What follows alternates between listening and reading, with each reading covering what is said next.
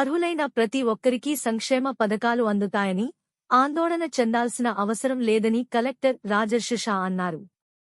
రైతు భరోసా, ఇందిరమ్మ ఆత్మీయ భరోసా, ఇందిరమ్మ ఇళ్లు, కొత్త రేషన్ కార్డుల లబ్ధిదారుల ఎంపిక ప్రక్రియ నిరంతరం కొనసాగుతుందని స్పష్టం చేశారు. మళ్ళీ మనం రేషన్ కార్డు సంబంధించిన ఏవైతే మనం సర్వే చేశామో దాని ప్రకారం మళ్ళీ చదువుతాము, మళ్ళీ చెప్తున్నాము. దాంట్లో కూడా ఒక్కవేళ ఎవరైనా కొత్త రేషన్ కార్డు కావాలో, మీ ఉన్న రేషన్ కార్డులో పేరు యాడ్ చేయాలో, ఒకవేళ రాలేదు అనుకోండి, దయచేసి అక్కడ కౌంటర్లో దరఖాస్తు ఇవ్వండి.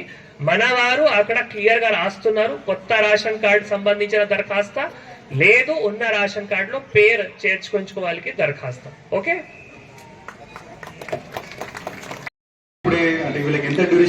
తొందరగా వచ్చేస్తాయి. ఫర్ ఎగ్జాంపుల్ ఇప్పుడు ఎలక్షన్స్ ఉంటాయని చెప్పేసి మీరు దానికి కంగారు పడకండి. నేను అనేది చెప్పినాం కదా అమ్మ, దట్ ఇప్పుడు ఏవైతే మా దగ్గర లిస్ట్ ఉన్నాయో మీరు ఇక్కడ ఇస్తున్నారంటే చాలా పకడ్బందీగా రిజిస్టర్డ్ లో కూడా ఒక్కొక్క పేరు రాస్తున్నాము. సో అందుకే మిస్ ఏమైనా అవ్వకుండా చూస్తాము.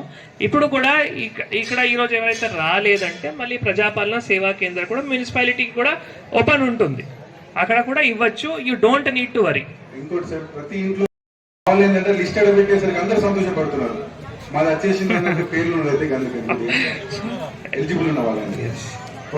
అంటే లిస్ట్ 1 లిస్ట్ 2 చదివినాము. మన ఇందిరమ్మ ఇల్లు సర్వే ప్రకారం ఎవరైతే అర్హులు ఉన్నారు అవి లిస్ట్ చదవడం జరిగింది.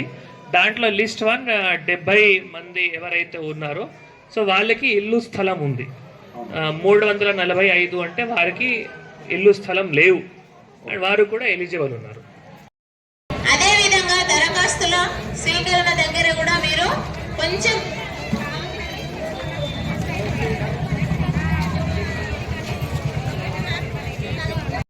అధికారులు గాని ప్రజాపతి గాని అందరూ చెప్తున్నారు కాబట్టి చదివించి కౌంటర్స్ ఇక్కడే ఉన్నాయి, ఇక్కడ ఉన్న వాళ్ళు అందరూ ఇవ్వండి. వారు సాయంత్రం దాకా నైట్ దాకా ఇక్కడే ఉంటారు, మీకు రాయడానికి కూడా సపోర్ట్ చేస్తారు. ఒకవేళ ఈ రోజు ఏమైనా కారణంలో ఇక్కడ రాలేదు అనుకోండి, మళ్ళీ మున్సిపల్ ఆఫీస్ లో కూడా ప్రజాపాలన సేవా కేంద్రంలో ఇవ్వచ్చు.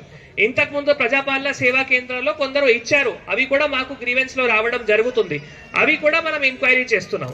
సో అన్ని సోర్సెస్ నుంచి ఎక్కడో నుంచి మా గ్రీవెన్స్ కానీ ఇక్కడ కానీ మున్సిపల్ గ్రీవెన్స్ కానీ అన్ని గ్రీవెన్స్ నుంచి సేకరించి కూడా ప్రతి ఒక్క అర్హులకి రేషన్ కార్డు ఇందిరమ్మ ఇల్లు వస్తాయి మీ అందరికీ తెలియజేస్తూ, మీరు దయచేసి క్రమశిక్షగా ఏవైతే కౌంటర్స్ ఉన్నాయో అక్కడ కూడా దరఖాస్తు ఇవ్వండి.